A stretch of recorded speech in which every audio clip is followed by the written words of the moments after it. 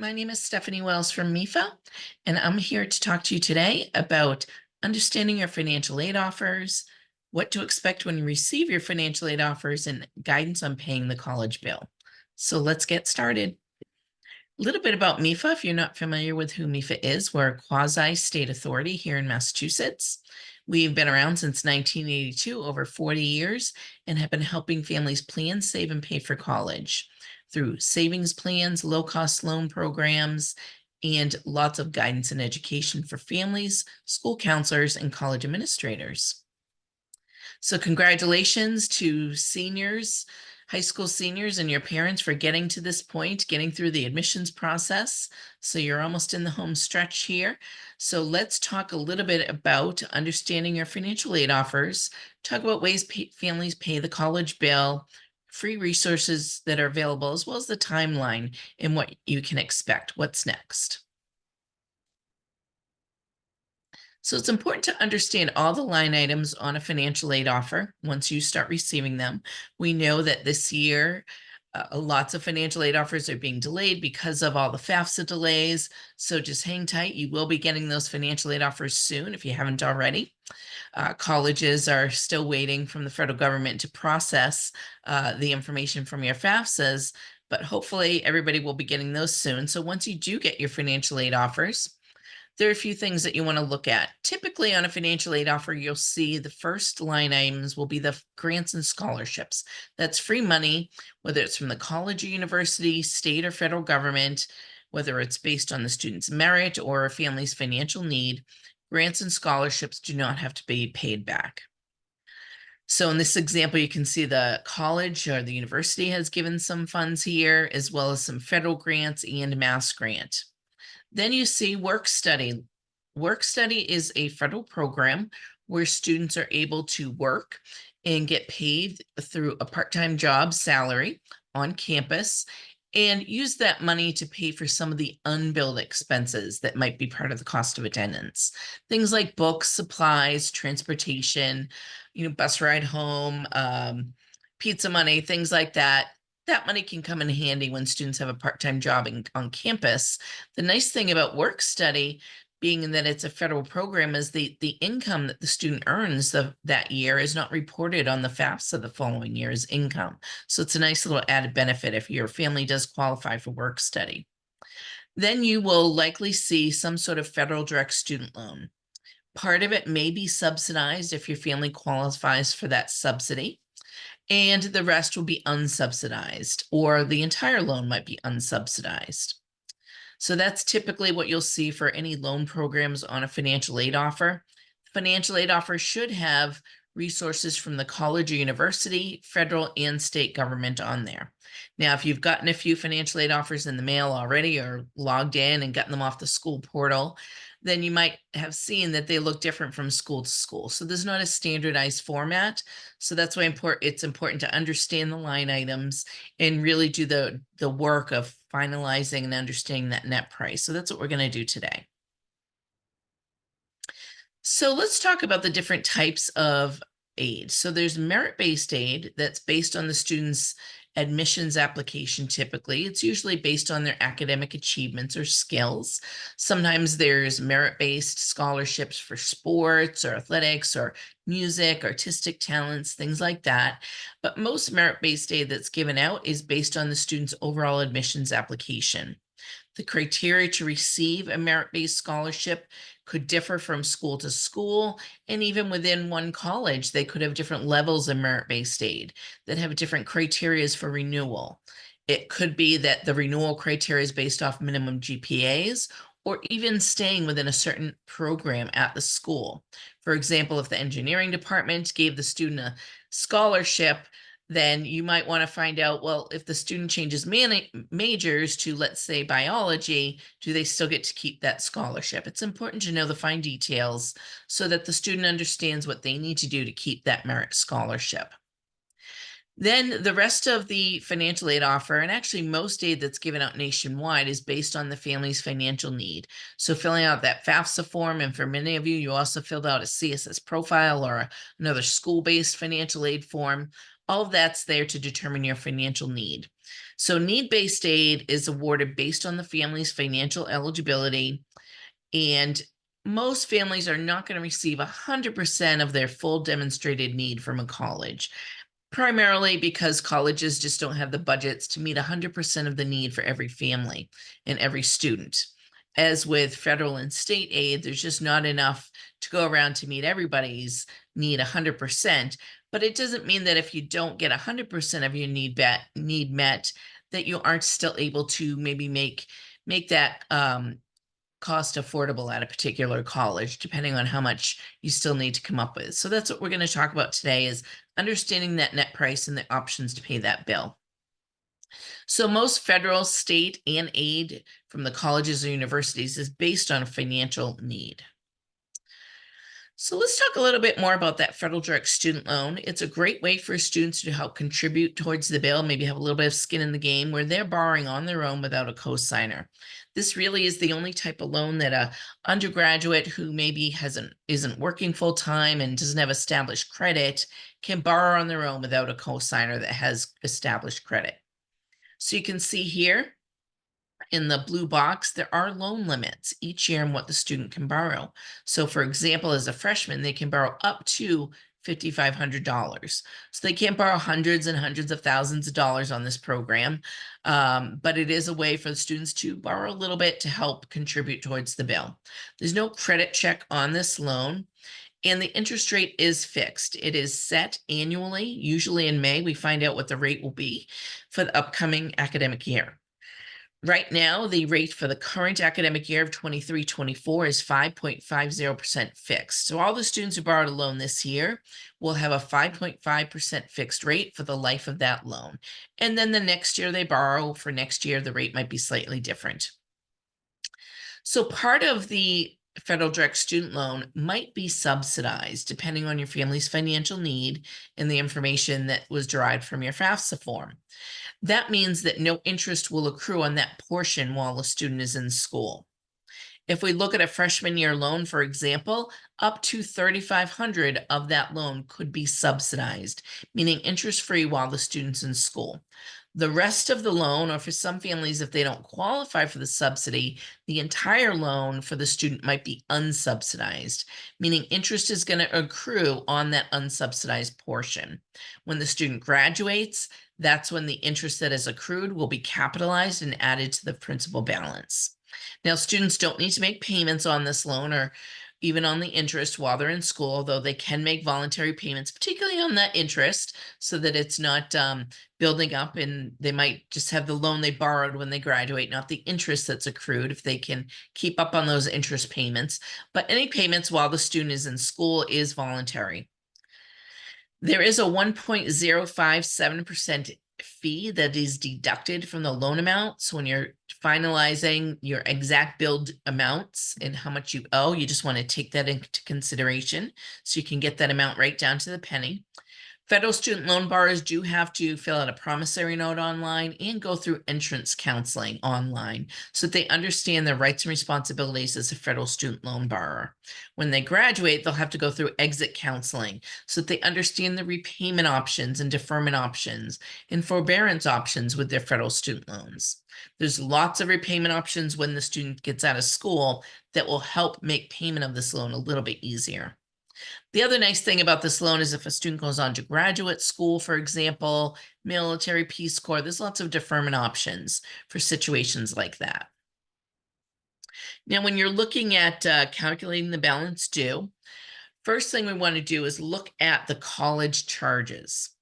So the cost of attendance is going to be all the costs that are accumulated by the family that are applied to the bill, as well as the unbilled expenses. But first, when you're looking at what you actually need to pay to the college, you want to focus in on those billed charges. So, for example, tuition and fees are going to be billed charges, of course. And if the student's living on campus, then housing and meal plan or food will also be on that college charge or bill. Health insurance, or if your family does not have health insurance for the student, will also be charged, because in Massachusetts, every college student needs to have insurance. So the college charges you'll take that number and then deduct your financial aid that was on your financial aid offer, as well as the enrollment deposit that you paid. And that's what will be due for the year. Now, typically college is going to split up that payment in two billed charges. So one for the fall semester and one for the spring. So usually it's 50% in the fall is due, and then the other 50% in the spring. But regardless, college charges minus your financial aid and enrollment deposit are going to be what you have to pay to the college. Now, of course, there will still be unbilled expenses like books, transportation, and your financial aid is comprised based on the bigger dollar amount of the full cost of attendance. So MEFA has a great resource here that I'm going to show you real quick called the College Cost Calculator. And this is a great tool to use to line up all of your college financial aid offers to understand what the bottom line is at each school. So let's just show you a real quick example here. So I'm just going to put in college A. Now you can put in up to 5 schools. You could also, if you want to save your work in a spreadsheet, you could create a spreadsheet with these line items and it would have the same effect. With this calculator, you can print out a PDF of your work, but unfortunately you can't export it into a spreadsheet. So college A, let's pretend it's a private college up here in the Northeast. So I'll put in $55,000 for tuition and fees. And if the student's living on campus, I'll just make up some numbers here, $15,000 approximately. Then you also want to include books and supplies. Usually the college will provide that number either with the financial aid offer on their website or even with the bill of what you should be budgeting or expecting to pay out of pocket for those expenses. So in this example, I'm just going to put in $3,500. And then for health insurance, I'm going to put in 0 because the student in this example is insured. But if you're not insured, if the student's not insured, or you don't fill out the waiver for that health insurance with the college, you will be billed for this charge, what could be about $2,000. So you want to make sure that you waive this charge, and that should be instructions on your bill from the college in order to do that. So I'll put in 0, and let's pretend that we also need to buy a laptop. So we want to plan some money for that as well. So if you scroll down, you can see our cost of attendance is a little over $75,000. So everything's calculated for you in the calculator. And now I'm just going to put in some round numbers here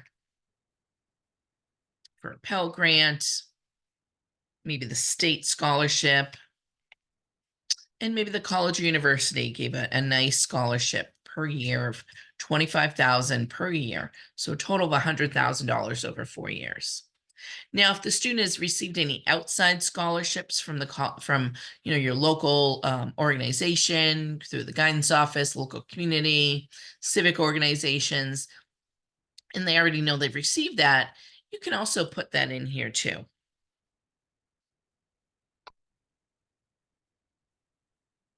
So in this example, we got $1,000 because a student played Pop Warner football and they got that scholarship. So you can see in the calculator, we separate out gift aid, which is the free money. That's the really good stuff, from student loans. Both are financial aid, but you really want to think about loans as a separate type of financial aid. So I'm going to put in that federal direct student loan of $5,500 total. Now, sometimes a college might have a small loan program. Some colleges do put in financial aid offers, Federal Plus loans, which are loans for parents, but that is not financial aid. So you do want to take that out of a financial aid offer and do not consider that financial aid. At the end of the day, you might use that type of loan to pay for school, but you may have other ways to pay for school that are even less expensive than a Federal Plus loan, and we'll talk about that. And then let's say the student got work study, so they can earn up to $1,500 for the year. And if you have any savings or other resources that you want to consider as part of your budget, you could put that in here too. So we'll pretend that the family has saved $20,000 and they've decided we're going to put in $5,000 a year per year for 4 years. So that $75,000 annual cost, which can be a little intimidating, once we start adding in the financial aid and any resources that we might have, then we get down to a remaining cost or a net price of a little over $28,000. So that is what the family would need to come up with through different resources to pay for this school. Now, the nice thing about the calculator is that you can put in different financial aid offers and you can see side by side, what is each college charging me for these different line items? How much free money, grants and scholarships is each college giving me? Are some of them packaging a, more expensive Federal Plus loan in there, or giving the family or the student the full $5,500 as a freshman loan? So you do want to look at all of those and really look at that bottom line item.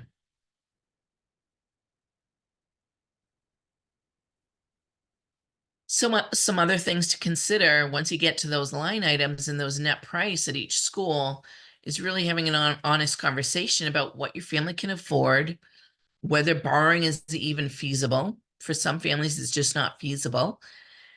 And if borrowing is part of the equation, how much are you willing to borrow? Is it a co-signed loan? How much would the student be expecting to contribute towards any family loans?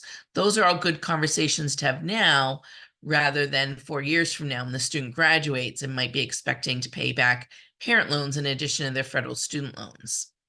You do also want to consider this plan for 4 years. Even though it's an annual process, you apply for 8 each year. If you're borrowing, you might need to apply for a loan each year, but you do want to project out how much will this school cost after 4 years. So multiply whatever you might be thinking about borrowing times 4, look at that monthly payment and see if that's what you can afford after the end of 4 years, not just the first year. So you do want to really try and come up with a strategy that limits family borrowing as much as possible, and it's very understandable to make a decision based on costs that's going to make the most sense for the family.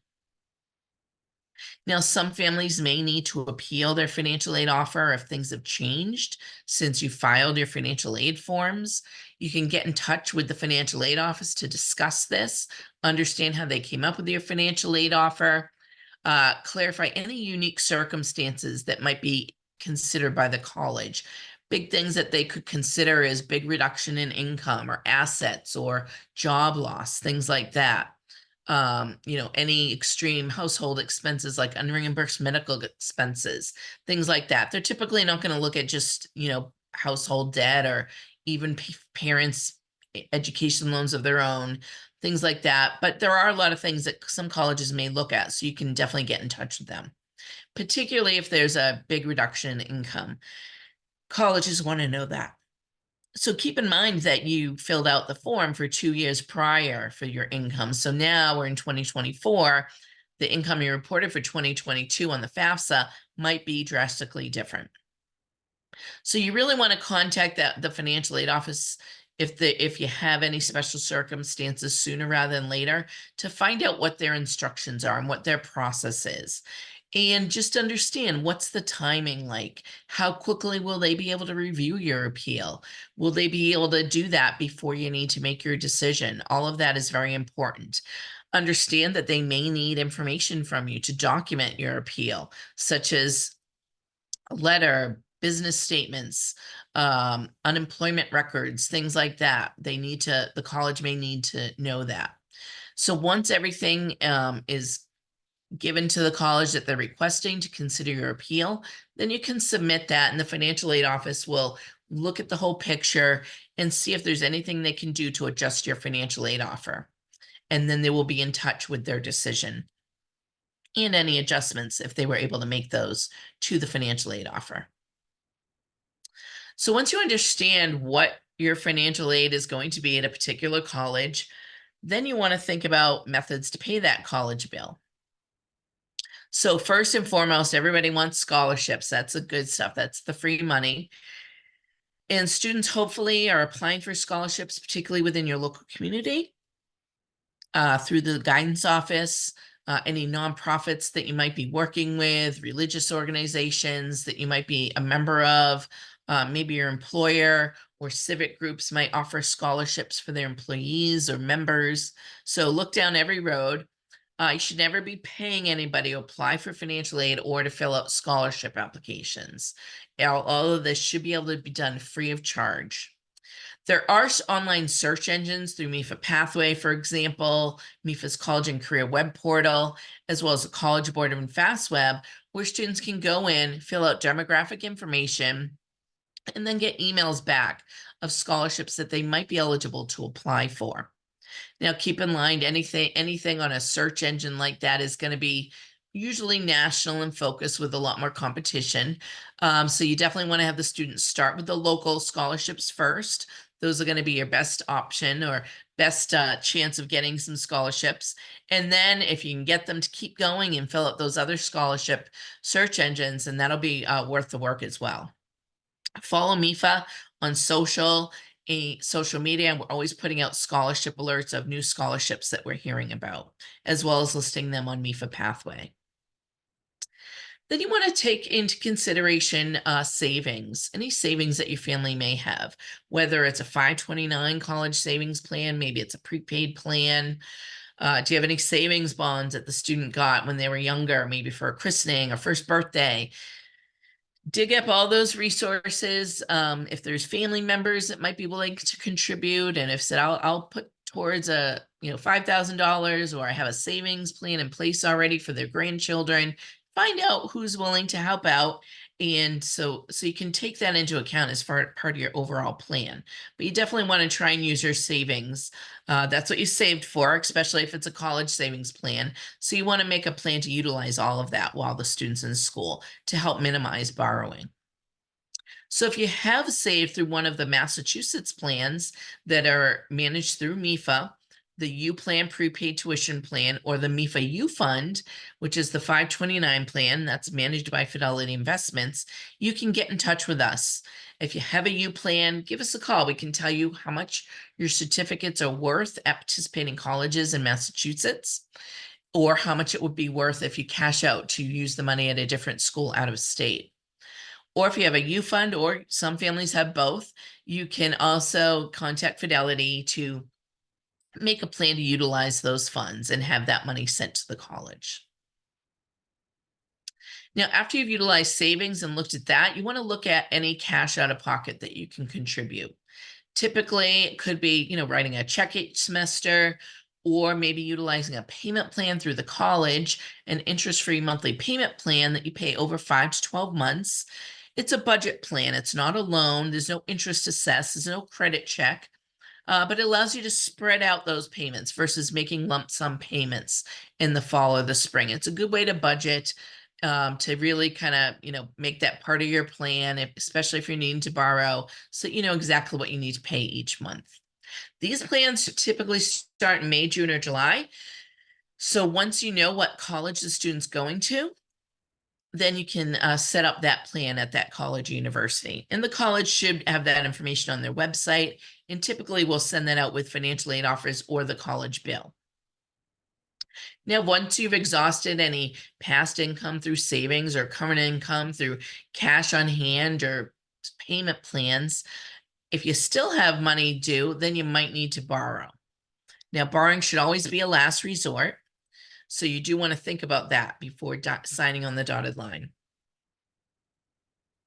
Keep in mind that above and beyond the federal direct student loan, typically alternative loans, private loans, even the Federal Plus loan will require some sort of credit history. So you really just want to borrow the minimum that you need. Think in terms of that 4-year plan. Even though it's an annual process to borrow, you want to know, what is that payment going to be at the end of 4 years if I borrowed 4 different loans? If the student is expected to help mom and dad pay back any MEFA loans, for example, which is a family loan, you just want to make sure that the student understands that and will be able to, based on their post-graduation plans. Are they going on to medical school? Are they going on to graduate school? Will they be in a career where they can help make those payments? You do want to think about those things ahead of time before actually borrowing. Now, MEFA does have a great webinar. It's on our website now, but we'll be doing new ones in June and July on comparing loan options. That's where we will go through with a fine-tooth comb all the different things you need to think about before borrowing. We'll compare disclosure statements, talk about the differences in interest rates, see what are you most comfortable with, understand what the repayment timeline is for that loan. How soon do you have to start making payments? How long do you have to make those payments? The further you push out payments, whether it's a longer repayment term or deferring versus immediate repayment, that's going to cost you more in the long run because you're not paying principal and interest up front. And that might be what some families need to do if they do need to defer payments. But just keep in mind, the sooner you start paying back the loan, the less you'll pay in interest over the life of that loan. MEFA has a great calculator on our website that you can use to run some numbers and understand what is it going to cost to borrow a $10,000 loan or a $15,000 loan, whatever it might be. You can run the different scenarios here before you actually apply for a loan. Now, this calculator is only going to show MEFA's interest rates on our current loan programs. But if you wanted to just use round numbers, you can use a round number of about $100 per $10,000 that you borrow, if you just want to use some round figures. But with this calculator, it allows you to put in the exact amount that you're looking at borrowing, taking into account how many years before the student graduates. So they're a freshman, so they're going to be 4 years. And because the loans are based on credit, we do want to look at, your credit profile so you can estimate.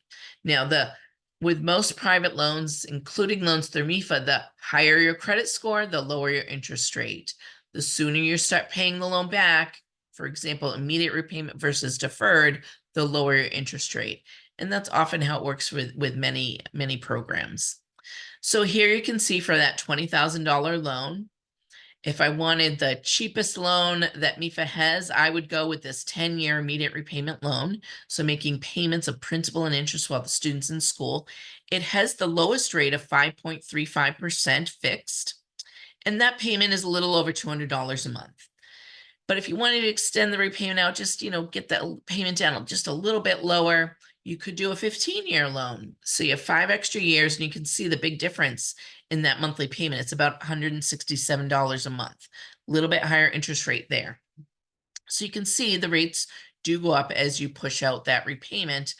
But overall, MEFA's rates range from about 5.35 to less than 8%, which is much lower than most private lenders. It's even lower than the Federal Plus loan at over 8%. So it's a good option if you need to borrow.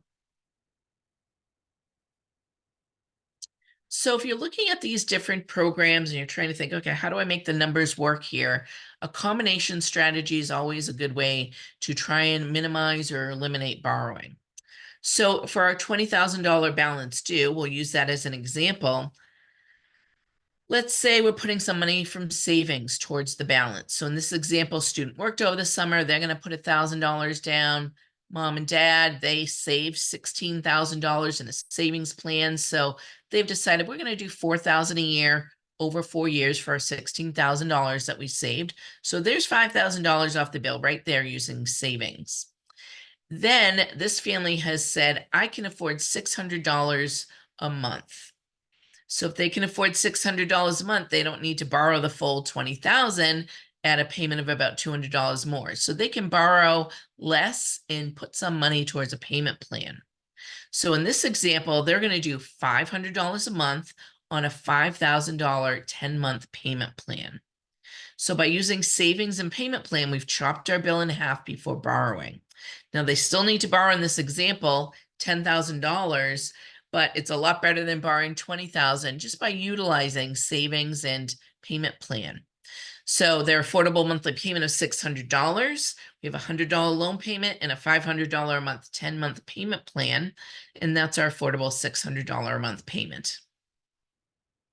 So once you've looked at the different net prices at each school the student was accepted at and different options to pay the bill, just want to think about, okay, what's next? What's the timeline here?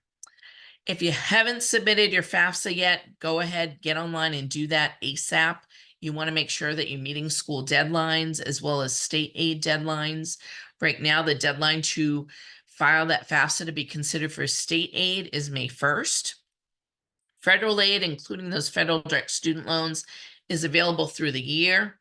Even if you're not sure if your family will qualify for federal aid, you should still fill out that FAFSA, because they might just be getting that federal student loan, which we always recommend if your family needs to borrow that federal direct student loan before any other borrowing.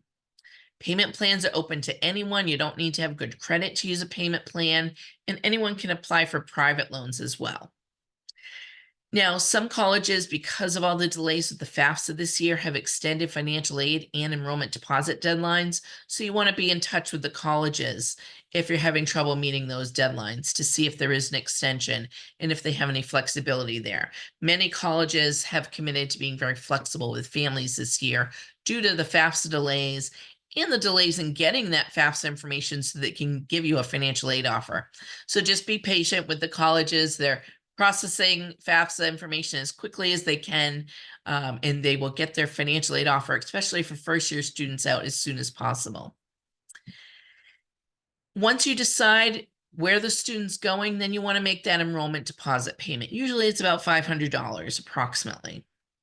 And you want to make sure you do that before the college's deadline. Typically that deadline's May 1st, but we have heard from a lot of colleges this year, because of the FAFSA delays, that could be even May 15th or June 1st. So check in with them. Your fall semester bill will come sometime in late June and July, and it will be due about 3 to 5 weeks later. So you want to have a plan in place for payment before then. If you do need to borrow, give yourself a 2-week buffer before the bill is due, in case there's any credit issues or, identity theft has, caused you to have to freeze your credit payments. You want to make sure you do that.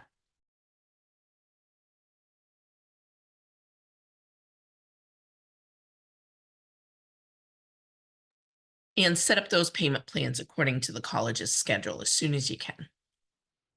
Now, if the student was put on a wait list at a college, few things to think about to determine whether that college is even realistic if the student gets off the wait list.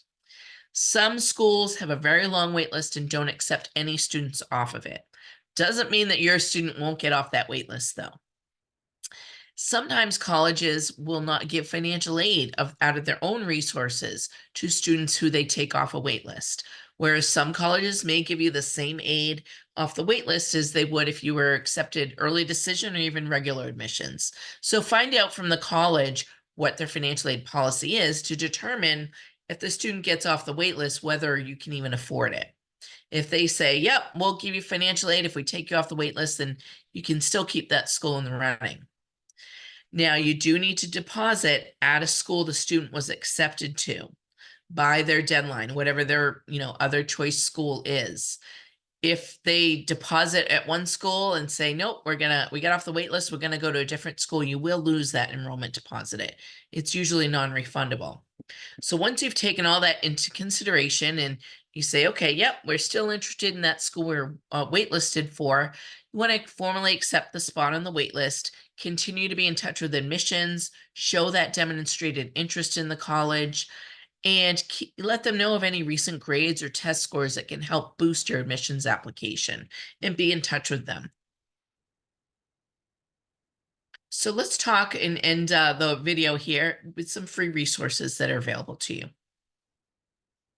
The financial aid office is going to be one of your best resources through this entire process. They will be able to talk to you about how your financial aid offer was considered, what went into it. They can tell you about their financial aid renewability criteria for their own institutional aid, whether it be merit or need-based aid. If you have any outside scholarships, you do have to report those to the college. They can let you know if that will have any impact on your financial aid. Again, I mentioned appeals earlier, unique circumstances. You do want to be in touch with the financial aid office about that to see if there's any adjustments they can make to your financial aid offer given this new information. And find out from the financial aid office, what is the process to appeal? Now, right now, because I'm recording this video in the middle of March 2024, colleges are very busy right now trying to process the FAFSA information that's just coming in. Normally, they start getting this information in October. So If you're trying to get through on the phone, just be patient, leave a voicemail, maybe send an email as a follow-up so that you can put yourself in the queue to get information back from the college. Set up a chat, set up a Zoom call, go to the accepted student day. Sometimes they'll have financial aid programs or one-on-one appointments that you can schedule, but definitely, be in touch with them if you need help. Utilize MEFA as a free resource. Don't be shy. MEFA has free emails, guidance, blogs, webinars to help you through this process. Go on MEFA.org, make sure you're signing up for our emails. If you're not already getting that email curriculum, the websites are right here for you. And if you love podcasts, subscribe to our podcasts. We have lots of great guests on our podcasts, very entertaining, really superb experts in the industry that we've had on our podcast. So definitely take a look at that and give us a call. We're open Monday through Friday, 9 to 5, to answer any questions that you have. We're often hosting evening events right now to help people with their FAFSA. And if you need a one-on-one appointment, we can do that too, even on a Zoom, so that we can see your financial aid offers and help you understand those. So definitely take advantage of MEFA as your free resource. And then we also, as I mentioned, we have podcasts, videos, blogs, all kinds of great stuff on our website. And you can find that all on MEFA.org, as well as links to all of our social channels, Instagram. We have our videos on Facebook. We're always putting out tweets on MEFA tweets, so you can get that as well. And be in touch. Don't be afraid to give MEFA a call. We're here to help. We have lots of experts at MEFA that know families have questions about the FAFSA process or understanding financial aid offer, understanding how loans work. We can help you from everything, from the beginning of the process to the end, to help you understand your financial aid offers, create a plan to pay for college, and really feel comfortable with that decision, all while hopefully minimizing loan debt. So thank you for listening. We hope this information was helpful, and we hope to see you on the next MEFA webinar. Thank you and have a great day.